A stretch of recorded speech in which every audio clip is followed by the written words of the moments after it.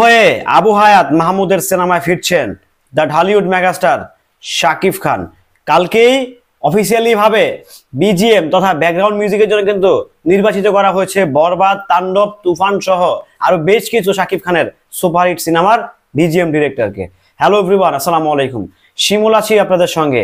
শাকিব খান এবার ভয়ঙ্কর রূপে দেখা দিবেন। শাকিব খান এবার ভয়ঙ্কর থেকে ভয়ঙ্কর রূপে দেখা দিতে যাচ্ছেন। আপকামিং সিনেমা শোনা যাচ্ছে নাম হতে যাচ্ছে দানব।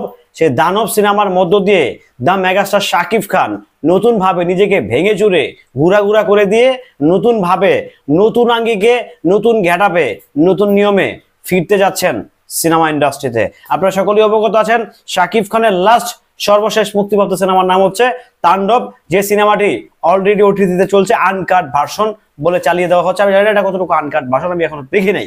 এখন শাকিব খানের আপকামিং যে প্রজেক্টটা হতে যাচ্ছে, যেটা হবে সেটা আসলে কেমন হতে পারে কিংবা কেমন কি হতে পারে। দেখেন, প্রথম কথা হচ্ছে শাকিব খান সবসময় চেষ্টা করে নিজেকে ভাঙার জন্য, নিজেকে গড়ার জন্য অলওয়েজ। বাট আমি একটা কথা বারবার বলে আসছি, এখনো এই ভিডিওতে বলবো, একটা গল্পই কিন্তু সিনেমার মেন স্টার।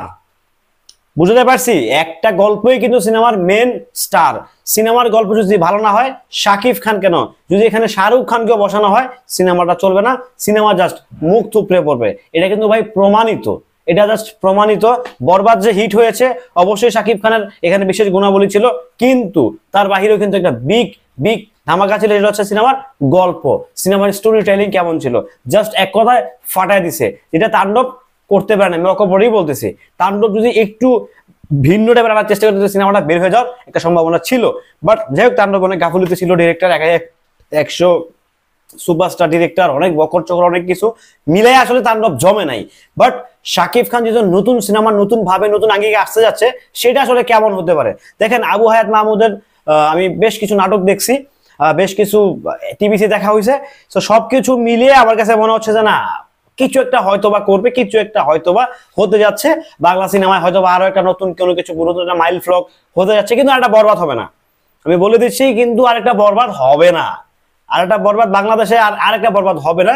হয়তোবা হতে পারে 2-4-5 বছর পর, কিংবা 1-1.5 বছর পর, কিংবা আসন্ন কিছু একটা। তো সবকিছু মিলিয়ে যে ব্যাপারটা এখন দাঁড়ালো, সেটা হচ্ছে শাকিব খান নতুন ভাবে, নতুন সিনেমায়, নতুন ভাবে উনি আসবেন, এতে কোনো সন্দেহ নাই। শাকিব খানের ব্যক্তিগত জীবনে এক পাশে, শাকিব খানের সিনেমা স্টোরি আরেক পাশে। দেখেন, শাকিব খানকে আমরা ভালোবাসি অ্যাজ এ সিনেমার হিরো হিসেবে, ব্যক্তিগত শাকিব খানকে নয়, ব্যক্তিগত মাসুদ রানাকে কিন্তু নয়। তো শাকিব খান যেভাবেই পর্দায় আসুক না কেন, ওই পর্দার মানুষটাকে আমরা ভালোবাসি। পর্দার শাকিব খানকে কিন্তু আমরা ধারণ করি, এই পর্দার শাকিব খানকে কিন্তু আমরা দেখি, পর্দার শাকিব খানকে নিয়ে কিন্তু আমরা চর্চা করি। ব্যক্তিগত শাকিব খানকে নিয়ে চর্চা করার কোনো উদ্দেশ্য, কোনো ইন্টেনশন অন্তত আমার নেই, কিংবা আমাদের আরো কয়েকজন সেটা আমাদের নেই।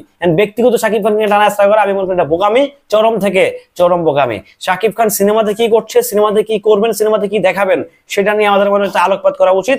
ব্যক্তিগত শাকিব খান ওরূপে মাসুদ রানা নিয়ে আমাদের আছে রিচার্জ করার দরকার নাই, ঘাটাঘাটি দরকার নেই। সিনেমা ইন্ডাস্ট্রি শাকিব খান ও মাসুদ রানাকে নিয়ে আমরা রিচার্জ করি, ঘাটাঘাটি করি। তার ক্যারিয়ারে অসংখ্য সুপারহিট আছে, তার ক্যারিয়ারে অসংখ্য সুপার ফ্লপ আছে, তার ক্যারিয়ারে অসংখ্য ফ্লপ আছে, তার ক্যারিয়ারে অসংখ্য এভারেজ আছে।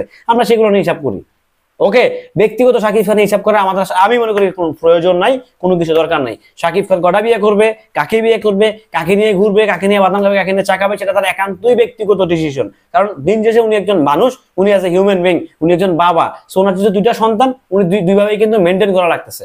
সো সবকিছু মিলিয়ে আমরা পর্দার শাকিব খানকে ধারণ করি, পর্দার শাকিব খানকে লালন করি। শাকিব খানের বাহিরেও কিন্তু আমরা অনেক নিয়ে কথা বলা শুরু করেছি, ইনশাআল্লাহ সামনে বলে যাব। সবাই ভালো থাকবেন, সুস্থ থাকবেন। ভিডিওটি কেমন ছিল অবশ্যই কমেন্ট করে